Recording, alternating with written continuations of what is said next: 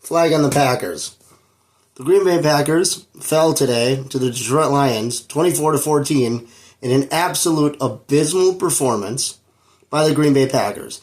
The Green Bay Packers beat themselves harder than the Lions beat them. And, before we get into any of the stats, seriously, before we get into the stats, I'm just going to go over all the miscues and all the problems and all the things the Packers did to shoot themselves directly in the foot to lose this winnable game, okay? Because at multiple points in this game, this was still winnable. But let's get started with just the miscues alone. We'll start again, like I started there, 10 penalties on the Green Bay Packers. 10. We are halfway through the season. There is no excuse for this crap anymore. Stop the penalties. It's like they're undisciplined when they go out there.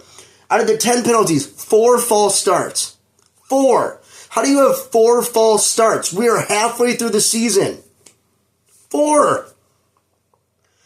3 holding calls. 3. How is this happening? And then we had 1 for an encroachment. And then 1 was an unnecessary roughness call on Nixon on the kick return, which is a BS call. But either way, it still counts against the Packers. 10 penalties. 10!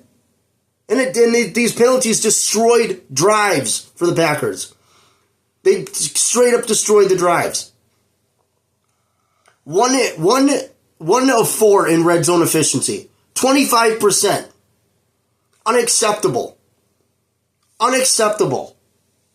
6 drops. Now I get it, the conditions, it was wet, I get it. 6 drops, including 1 by Wicks in the end zone. 6 drops is unacceptable. It's unacceptable. These wide receivers know the game plan. There's connections between the wide receivers and Jordan Love. 6 drops is just plain unacceptable. And you know what? The Packers wouldn't have had to throw the ball so damn much. If they didn't get down so early, they could have just ran the ball, which was working out very, very well for them. But we'll get to that. What else we got here? We had 3 fumbles, 3 or 4 fumble snaps. Jordan Love was credited with 3 fumbles. Now, granted, they recovered all of them. And you could say, oh, it's because conditions or because Josh Myers was out and Allen Jenkins was taking snaps at center.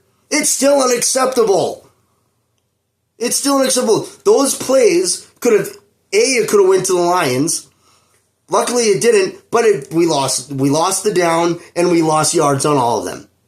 It's not good, and it doesn't help. What else we got here? Like I said, forced to throw in bad conditions. We just went over that.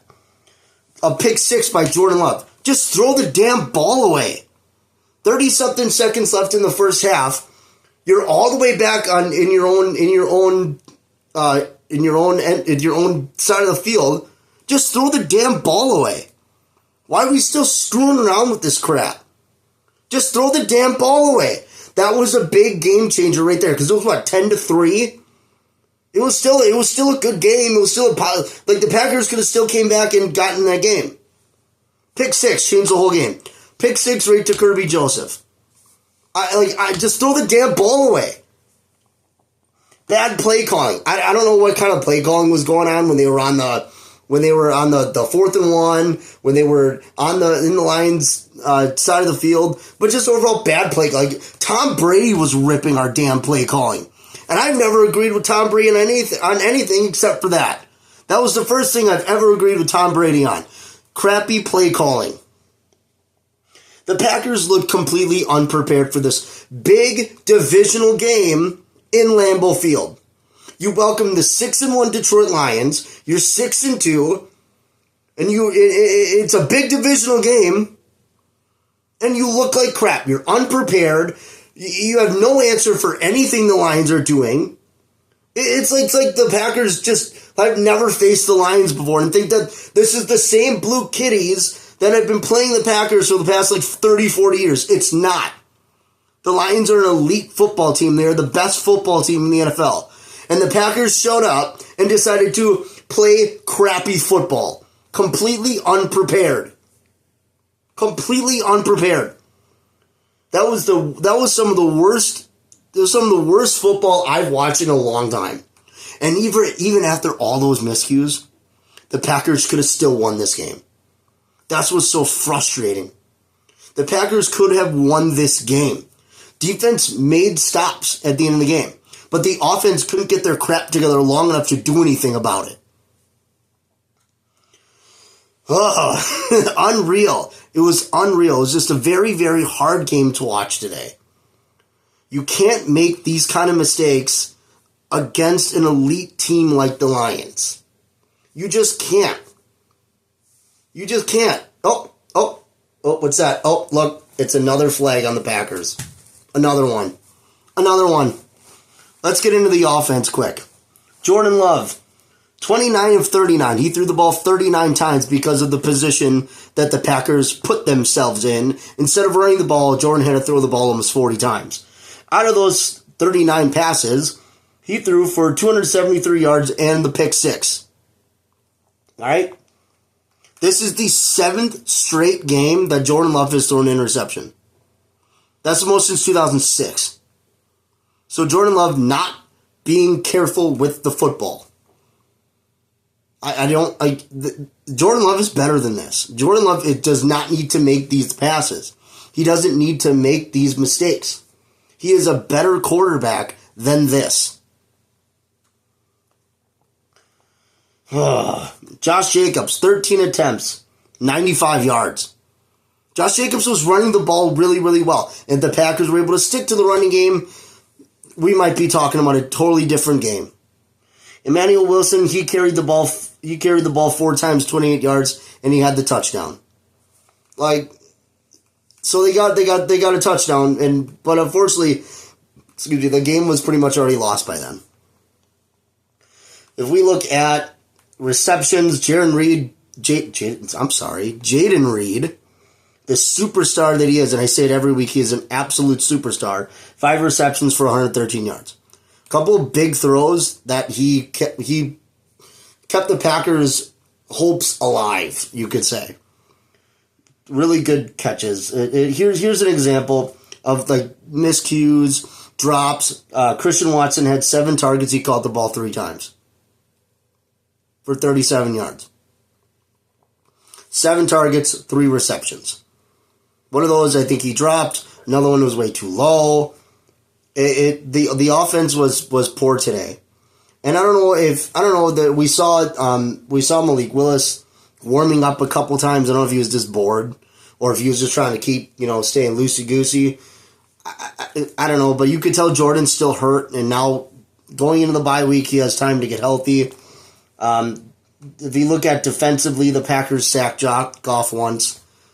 It was a half sack between Rashawn Gary and Mosby. So they got the pressure once. Just once. Jared Goff the Lions are the type of team that you have to get pressure on.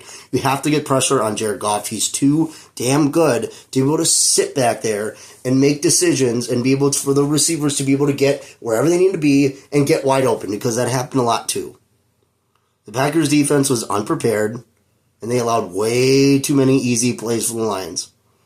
Getting quickly to the Lions offense, Jared Goff was 18 of 22, 145 yards, a touchdown and a touchdown pass. He was sacked once.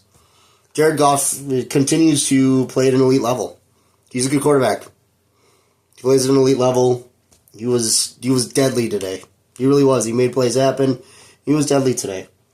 This was an issue for the Packers. The run defense. This is a problem with the Packers, and it has been for a very, very long time. They can't stop the run. Whether that's a 4th and 1, or a 4th and 2, or a 3rd and long, the Lions were able to pick up yardage and easily with no effort. Montgomery 17 attempts for 73 yards. Gibbs 11 attempts, 65 yards, and a touchdown. And that touchdown walked right in. It was 4th down. Walked right in. 4th and goal, they're going 4th and whatever, and they're going for it. Walks right in the end zone. Completely untouched.